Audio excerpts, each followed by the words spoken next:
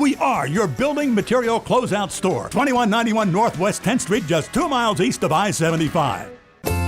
Hello, gorgeous. Hi, this is Becky at Hello Gorgeous Salon. It's time to get that new look started. Let's get rid of those sun-damaged ends and faded out color and get into something rich and vibrant. Humidity is not your hair's friend. It causes your hair to capture moisture and leaves it looking dry and unhealthy. Hello Gorgeous is a certified Brazilian blowout salon. We can tame those locks, leaving your hair healthy and shiny with a Brazilian smoothing treatment. So let us help you make a great first impression. Call us today to set your appointment at Hello Gorgeous. Our number is 352-351-5358. Again, that's 352-351-5358. And don't forget, we also do men and children's cuts too. 351-5358. Hello Gorgeous is conveniently located in the heart of downtown Ocala. So call today and set up your appointment at Hello Gorgeous Salon at 351-5358. That's 351-5358. Hello, gorgeous. Embrace Magazine is boldly uniting lifestyles as the first ever and only gay magazine in North Central Florida, based right here in Ocala. Recently honored as Best New Magazine, Best Overall Magazine, and Magazine of the Year, all in our first year by the Florida Magazine Association, our mission is to unite the gay and straight communities through exceptional content appealing to all. Hi, I'm John Sotomayor, publisher and editor-in-chief. Tune in to our radio show on Wednesday, November 10th at 10 a.m. here on WOCA. To read our digital issues, follow us on Facebook and visit our website at embracemagazine.us. You're having another great day and you have good taste tuning into WOCA The Source with Ocala Talks and Tom Schmitz. Well, 1 out of 2 isn't bad.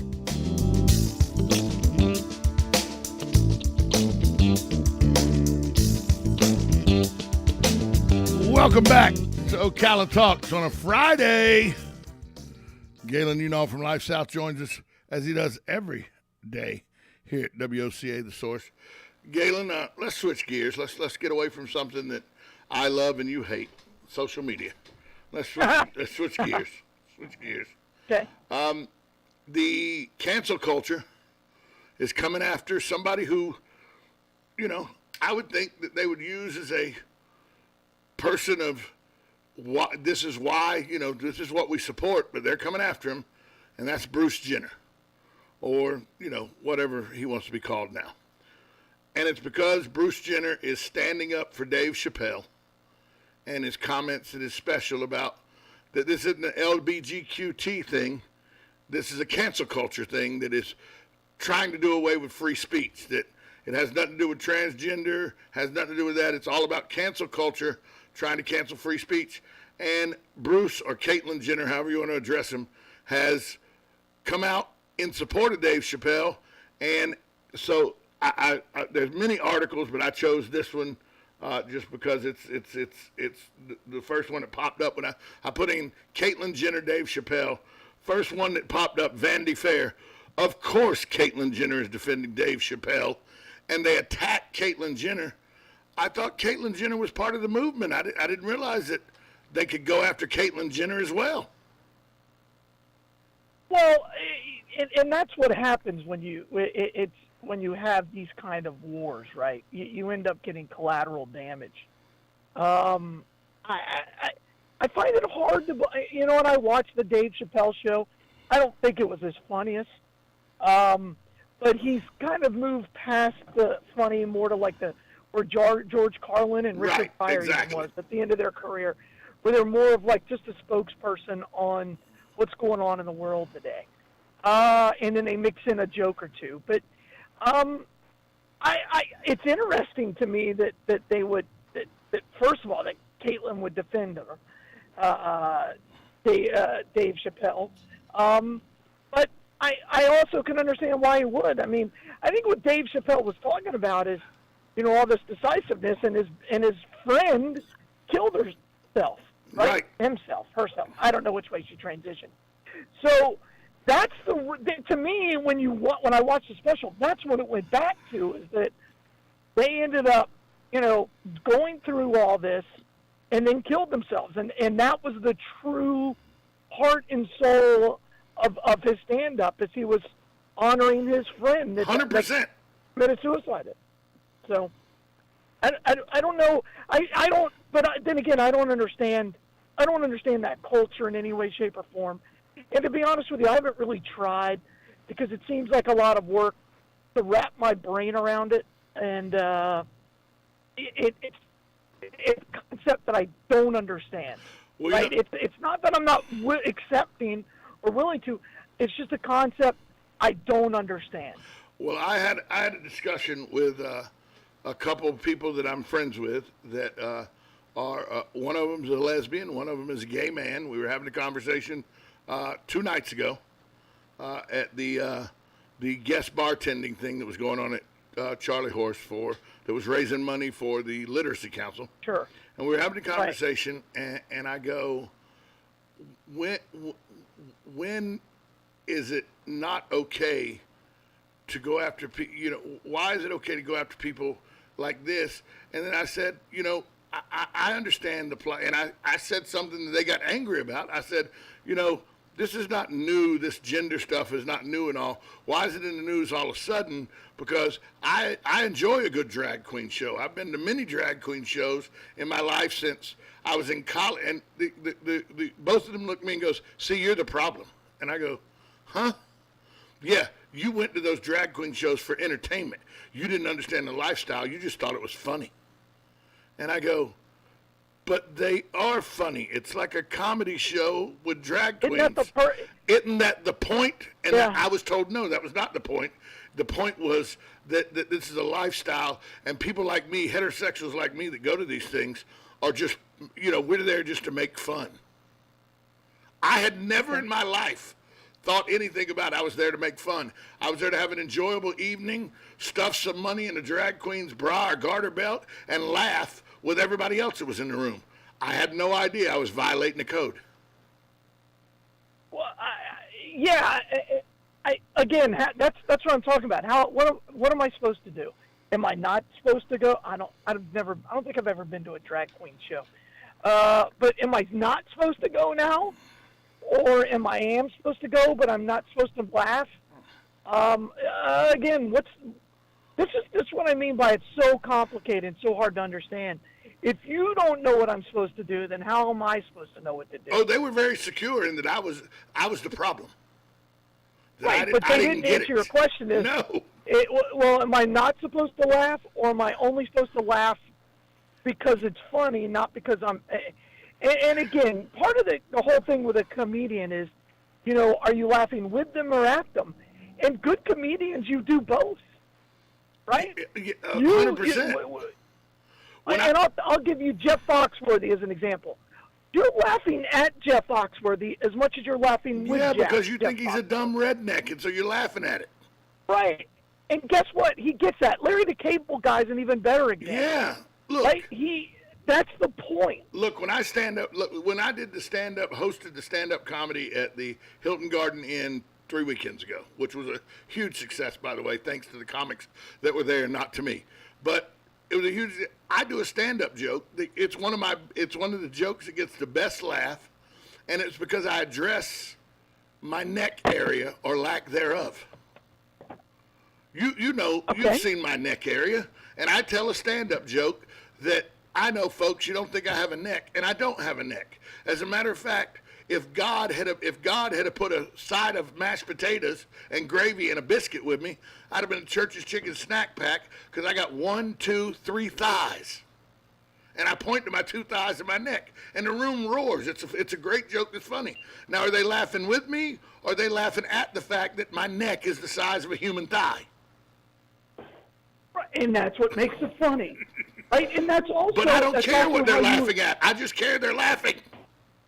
But isn't that also how, and I do a lot of public speaking, and part of being a good public speaker, which is what comics are, is you have to share something of yourself.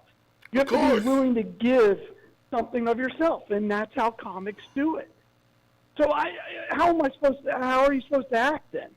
And aren't drag queens... Am I not allowed to ask Aren't questions? drag queens at drag queen shows, aren't they comedic in nature? I think guess so. I've never been to one. You think RuPaul wasn't comedic in his nature? I never found him funny. No, funny. but there's a comedic tint to what he does. I think that's what he. Yeah, correct. He's trying to be entertaining. Right. So what am I?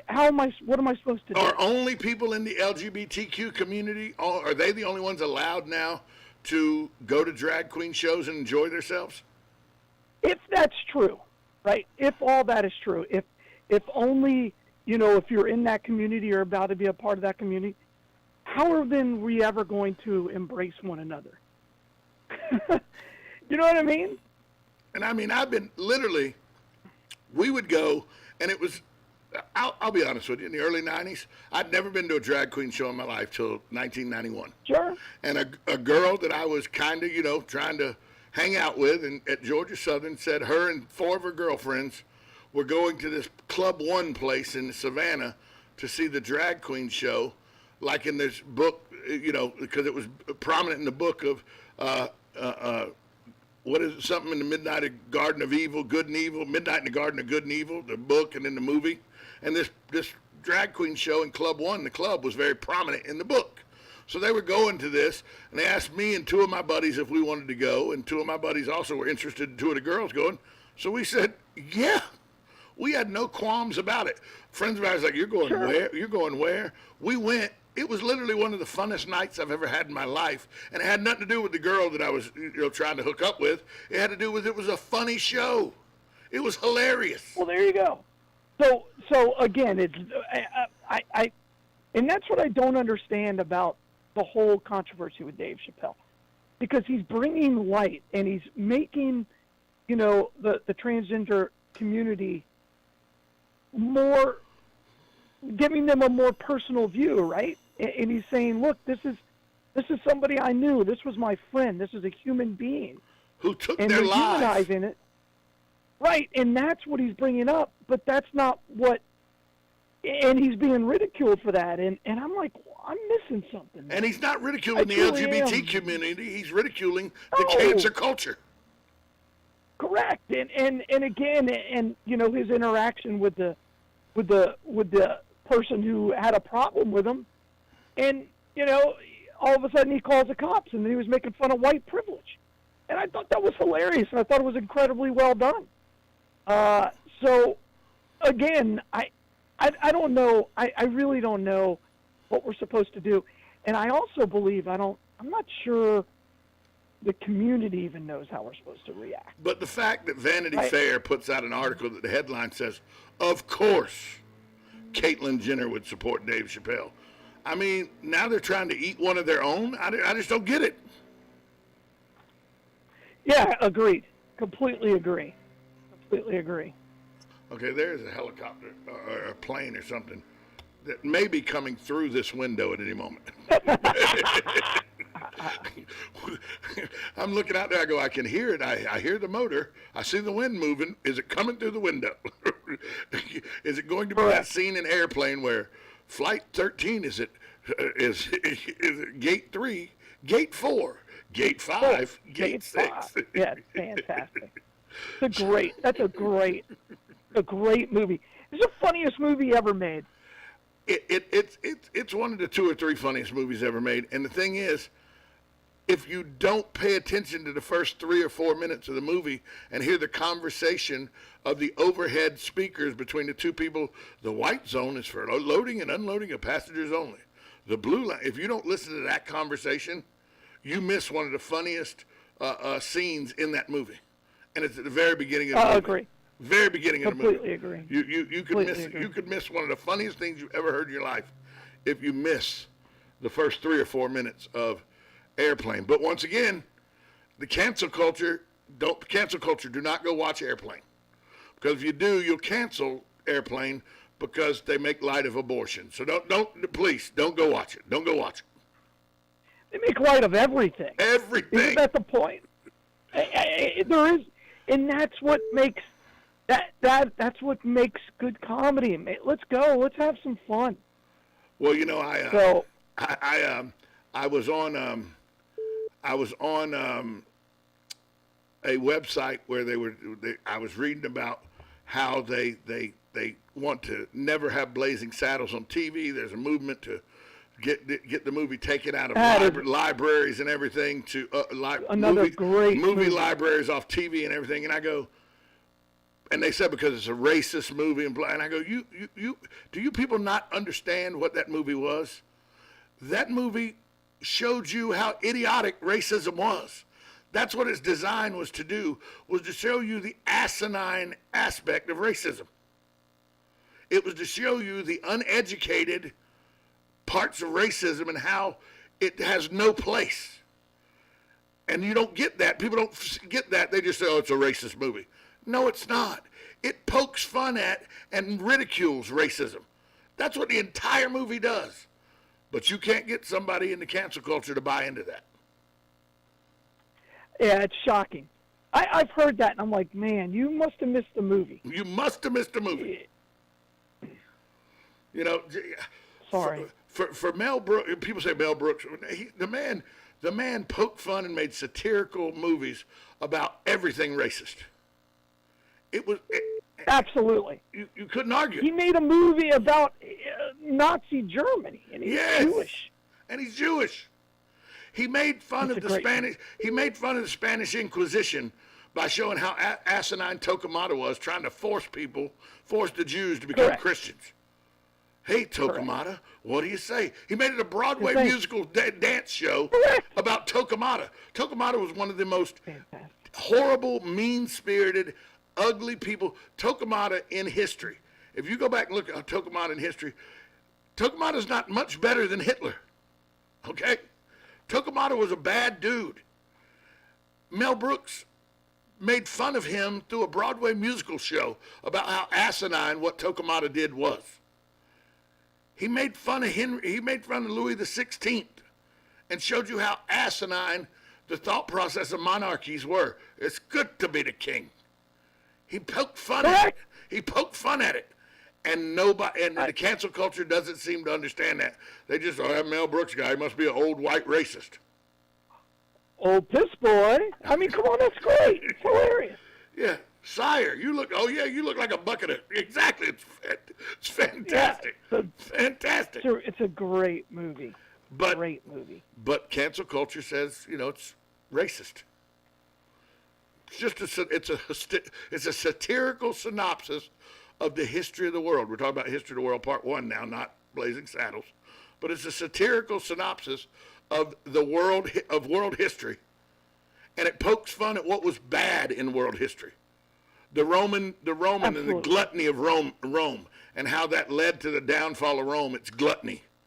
Okay? It poked fun at Louis XVI and how the disconnect between the peasant class and the monarchy class was. It just was.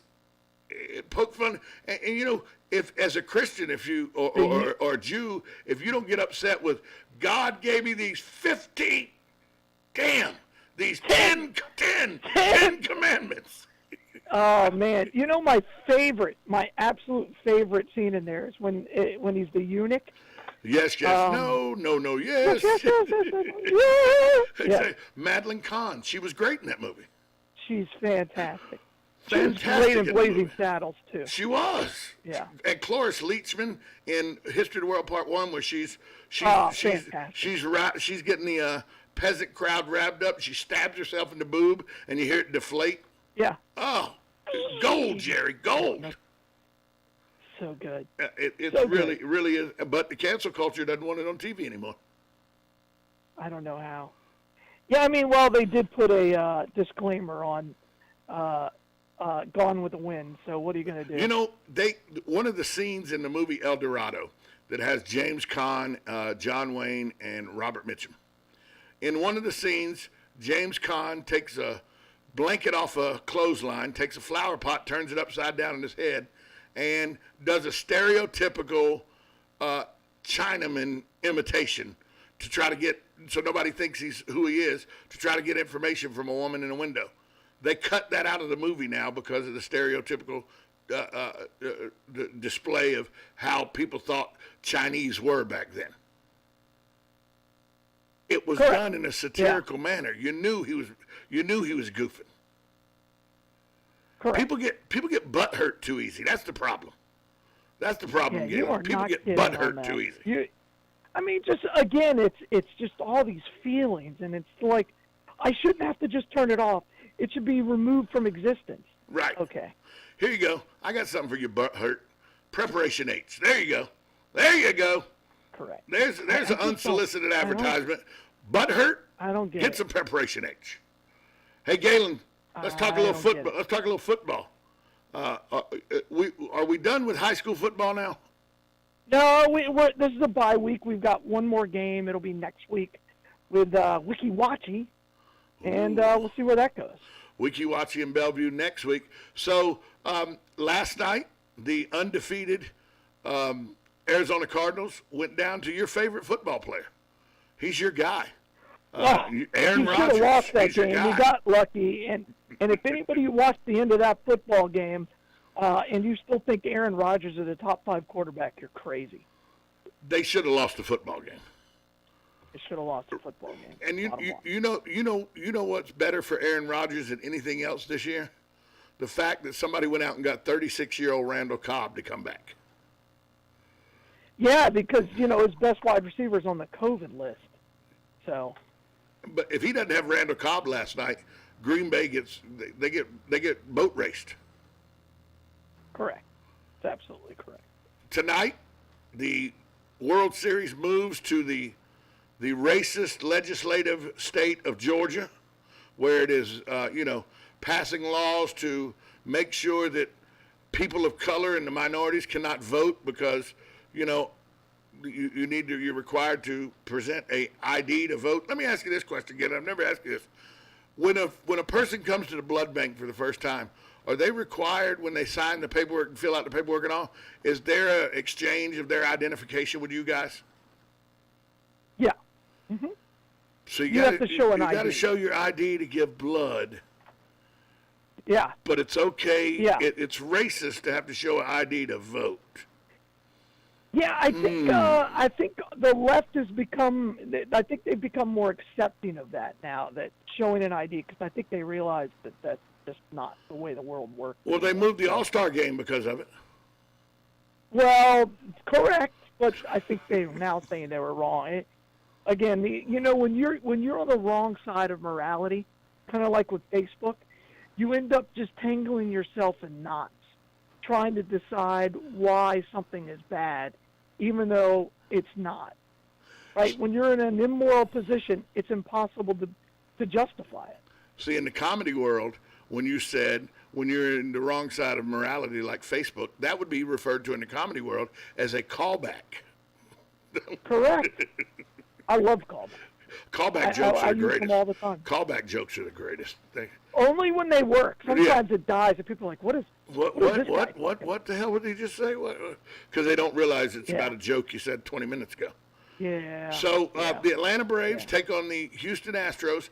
By the way, Correct. there is a guarantee that all 3 games will be played in Atlanta. So they're going to get all the revenue for all 3 World Series games because at 1-1, all 3 games must be played. Even if one team wins all 3 of them, they will all 3 be played. I think that coming out of this, I said the Astros in 5, but after watching how they both flip-flopped and their pitching staffs are a mess and everything, I could see this going to full 7, Galen.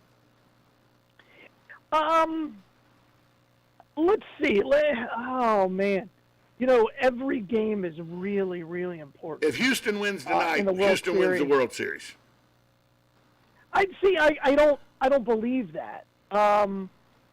The Red Sox won Game 3, right? I think the Dodgers won Game 3. It's still just 2-1. Yeah, but the Braves were up. The 2-1. Braves were up. The Braves were up 2-0 on the Dodgers when they won Game 3. Well, but it's still 2-1. Right. No matter how you slice it, it comes out 2-1. But if the Astros win and tonight, they got momentum because they've won 2 games in a row. No, hey, you know what? You know what happened in the World Series in 2004? Momentum is only as good as tomorrow night's starting pitcher. That is correct.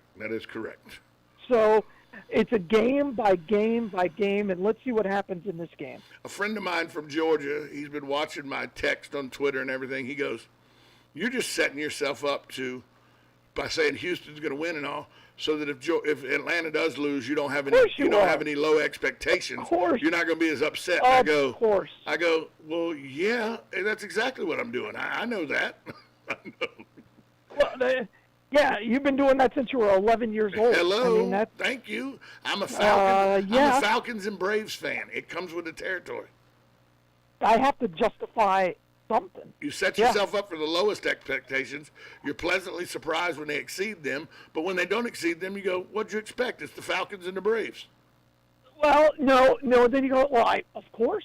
I saw they that were the coming. underdog going in. 100%. Yeah, I knew this was going to happen. And what do then you want? And then you start saying, I'm proud of my team for getting there. Consolation prize. Oh, yeah. Even though in the back of your mind, like, gosh, just once, can I win something? It'll be huge Do I next have to year. be such a loser? It'll be huge next year when we unveil the National League pennant flag. Right. Hey, Galen, where's the Bloodmobile today? Hey, Bloodmobile today is actually at the Publix right there at 40 East Shopping Center. So check us out there, but we're going to be all over the place all weekend. So please, just get out there, give to Get the Life, donate blood. One donation saves 3 lives, and can't wait to hear Sue Mosley on Wesley Wilcox. Coming up next. And some of the moronic statements that he made, and Sue's fantastic at that. So everybody enjoy that. That's coming up next. Hey, Galen, talk to you today on Monday. All right, bye all. This is WOCA, The Source. Broadcasting from the Ocala International Airport, this is WOCA AM, W242CA FM, Ocala, 1370 AM, 96.3 FM, The Source. USA Radio News with Lance Pry. With 2 infrastructure bills awaiting congressional approval, one has bipartisan support and one is totally partisan. Digging deeper, Chris Barnes from the New England USA Radio News Bureau explains. Big tax cut to the middle class creates jobs. U.S. House Speaker Nancy Pelosi speaking on Thursday morning when she and President Biden had announced it appeared a deal was done that would pass the president's 2 big legislative priorities. Lowers costs for families. But not so fast. In the hours that have followed, some Democrats have now put a hold on things again. They want to guarantee that both the surface infrastructure bill that has bipartisan support and that sweeping social infrastructure measure, as it's been called, will pass the House and the Senate. Disgraced New York ex-governor Democrat Andrew Cuomo was charged Thursday with misdemeanor groping a female aide in Albany's executive mansion, a crime that could send him to jail for a year if he's convicted. USA Radio News. COVID is spiking again, and it's just not clear how to keep your family safe. Fever is the leading symptom of COVID, and the only way to rely... It's time for Farm and Ranch headlines on the Southeast AgNet. I'm Tyron Spearman reporting. USDA has issued the first edition of the peanut stocks and processing for the new marketing year. That includes August and September. If you add those two together, we're showing on peanut products that the total stocks of peanuts is down 3.4%. Also, the farmer stock is down 4.2%. And we're showing overall by category, peanut candy up 7.8%. Halloween bumped it up a lot. We're showing peanut snacks down 3.5% for the 2 months, and peanut butter down 6.9%. But overall, a decline of 4.4%. These are raw shell peanuts. In-shell products are up 2.7%. The market is on a decline, mainly because of the lack of labor and lack of receiving some ingredients at some plants that are not putting out the peanut products that we had earlier. For generations, we've worked the land. We've faced hardships and uncertainty before, but you can depend on Florida's farmers. We will continue to rise before dawn and harvest our crops, ensuring that Florida-grown fruits and vegetables are in your stores and that your family is fed. We are providers for our families and yours. We're Florida's farmers, and we're in this together. The COVID-19 vaccine has... And the thing I heard about the vaccine... Sure, but do we really know about the long-term effects? Did you read that thing on the internet? He heard from his cousin that they don't... Okay, you're hearing a lot of talk about the COVID-19 vaccines these days. So how do you find out if getting vaccinated is right for you? By talking to someone you already trust, your doctor or healthcare provider. They'll answer your questions so you can decide what's best for you and your family. Go to GetVaccineAnswers.org to find out more. That's GetVaccineAnswers.org. Brought to you by the Ad Council. I'm Tyron Spearman for Southeast AgNet. when it really counts. Depend on The Source for the latest weather updates, keeping you ahead of the storm. 96.3 FM, 1370 AM, The Source. Turning cloudy and breezy today with a high of 77 to 84, then mainly cloudy tonight with a shower and a low 64 to 68. Saturday we'll have a mix of clouds and sunshine with a shower in places. High tomorrow 75 to 79. Sunday and Monday both partly cloudy. High Sunday 76 to 79. Monday 78 to 80. From the Florida Weather Center, I'm Holly Holdren. You know what you want to do in retirement, but do you know how to get there? Tune in to Coasting into Retirement with Gary Marriage of Nature Coast Financial Advisors, Sunday mornings at 8 to get answers to your retirement planning questions. Plan today so you can do the things you've always dreamt about doing.